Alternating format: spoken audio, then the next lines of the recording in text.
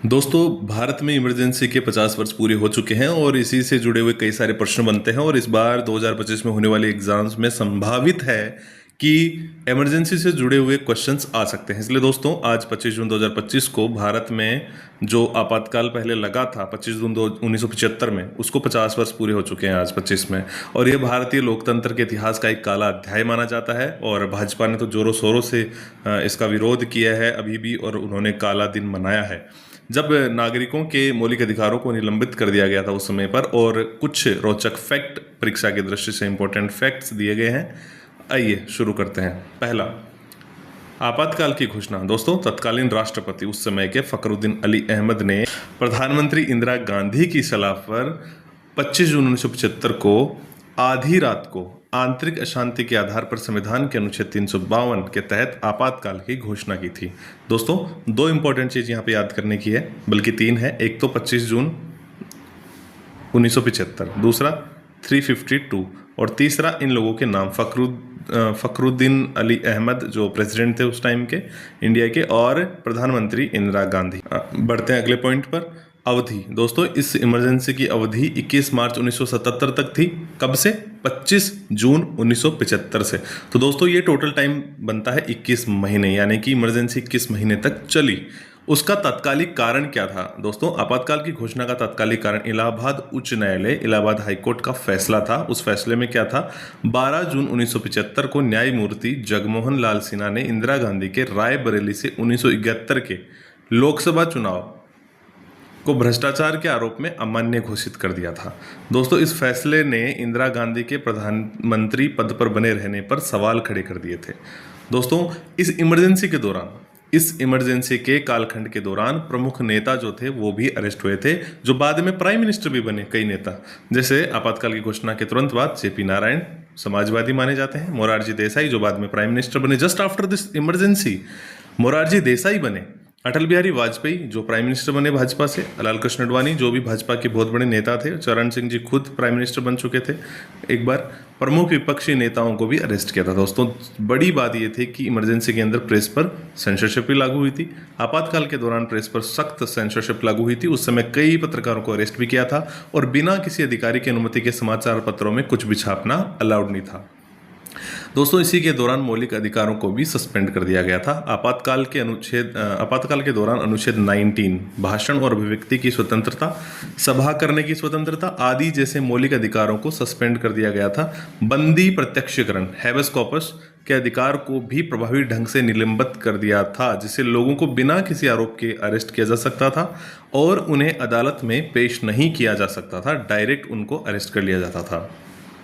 अब उसके बाद में सरकार उनके ऊपर क्या एक्शन लेती है वो सरकार पर निर्भर था। दोस्तों, संवैधानिक संशोधन। इस आपातकाल की इमरजेंसी के दौरान 42वां संविधान संशोधन अधिनियम 1976 पारित किया गया था, जिसको हम मिनी कॉन्स्टिट्यूशन यानी कि मिनी संविधान भी कहते हैं।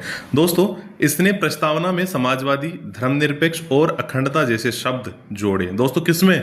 मैं प्रस्तावना की बात कर रहा हूँ। प्रियम्बल में समाजवादी, धर्मनिरपेक्ष, अखंडता जैसे शब्द को जोड़ा।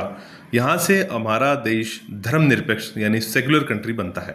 और लोकसभा का कार्यकाल 5 से 6 साल कर दिया था। यह आपको शायद पता नहीं होगा, लेकिन बाद में 44th अमेंडमेंट द्वारा वापस इसको 5 साल किया गया था। इसने न्यायपालिका की शक्तियों को भी सीमित कर दिया था, ये जो अमेंडमेंट पहले इन्होंने किया था जो। दोस्तों, इसके अलावा एक बहुत ही बड़ा मुद्दा हमेशा से इस इमरजेंसी पे नाम पे चलता है, वो ये है कि जनसंख्या नियंत्रण कार्यक्रम बड़ा जोरों शोरों से उस समय चला था और ज़बरदस्ती लोगों की नसबंदी की जाती थी। संजय गांधी को इनका इंचार्ज बनाया गया था। उन्होंने अनिवार्य नसबंदी सहित कठोर जनसंख्या नियंत्रण कार्यक्रम चलाए और भारी विरोध भी झेलना पड़ा। इसके बाद में जो विरोध प्रदर्शन थे उसमें कई सारे गांधीवादी नेता भी थे, कई समाजवादी नेता थे, कई लोगों ने शांतिपूर्वक सत्याग्रह भी किया था गांधी जी की तर्ज पर। दोस्तों, फिर इस इमरजेंसी के बाद जो इमरजेंसी खत्म हुई 21 महीने के बाद, खत्म होने के बाद आम चुनाव की घोषणा हुई।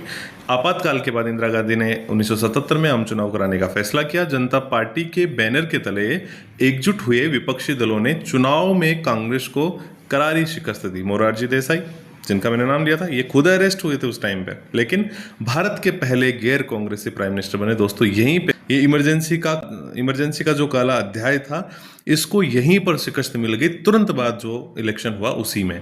ज़्यादा इंतजार यहाँ की जनता ने नहीं किया, यहाँ के लीडर्स ने नहीं किया, तुरंत जवाब दिया इंदिरा गांधी को।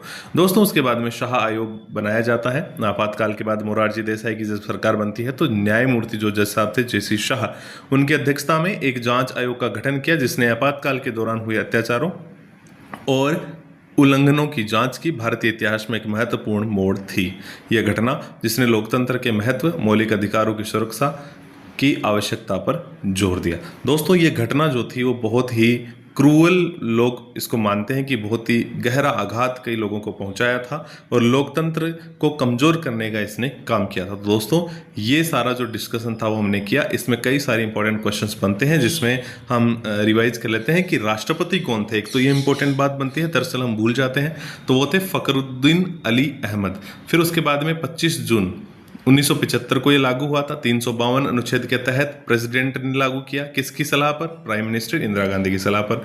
ये कब तक चला? 21 मार्च 1977, यानी 21 महीने तक चला। और इसका कारण था इलाहाबाद हाईकोर्ट का एक फैसला 12 जून को आया था, यानी कि इस इमरजेंसी लागू होने के लगभग 13 दिन पहले ये फैसला आया था। उसमें जो जज साहब थे जगमोहन लाल सिन्हा, उन्होंने इंदिरा गांधी के रायबरेली से जो संसदीय क्षेत्र था उनका, उनसे लोकसभा जो सीट थी उसका जो चुनाव था भ्रष्टाचार के आरोप में अमान्य घोषित कर दिया था। इंदिरा गांधी के प्रधानमंत्री पद पर बने रहने पर सवाल खड़े हुए। नेताजी गिरफ्तार हुए कई सारे उस समय पर इमरजेंसी में जबरदस्ती। जयप्रकाश नारायण, मोरारजी देसाई, अटल बिहारी वाजपेयी, लाल कृष्ण आडवाणी, चरण सिंह चौधरी, चरण सिंह और कई सारे, प्रेस पे इन पे पाबंदी लग चुकी थी।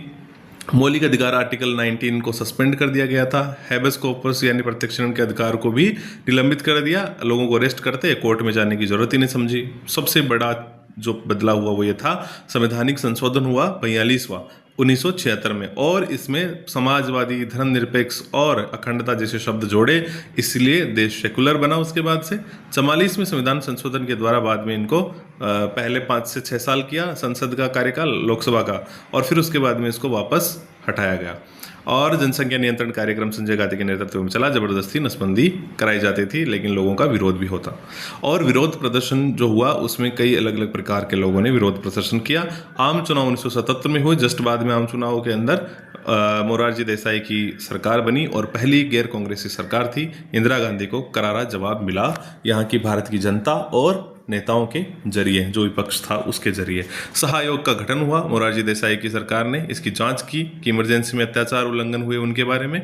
इस तरीके से ये इमरजेंसी का अध्याय समाप्त होता है। तो दोस्तों, ये सब इंपॉर्टेंट क्वेश्चंस है, और बाकी हमारे चैनल इजी टू माइंड को सब्सक्राइब करके रखें, क्योंकि हम करंट अफेयर्स पे भी वीडियोस लाते रहते हैं। डेली हम आपको करंट अफेयर्स भी बताते हैं, और इंपॉर्टेंट क्वेश्चन जो होते हैं एग्जाम की दृष्टि से वो भी हम आपके साथ में शेयर करते हैं MCQ फॉर्मेट में। तो आप फटाफट हमारे वीडियोस देख करके अपने नॉलेज को, अपने GK को, अपनी तैयारी को मजबूत कर सकते हैं, रिविजन कर सकते हैं, और ऐसे वीडियो से आपकी तैयारी ज़्यादा बेहतर बनती है। Thanks for watching.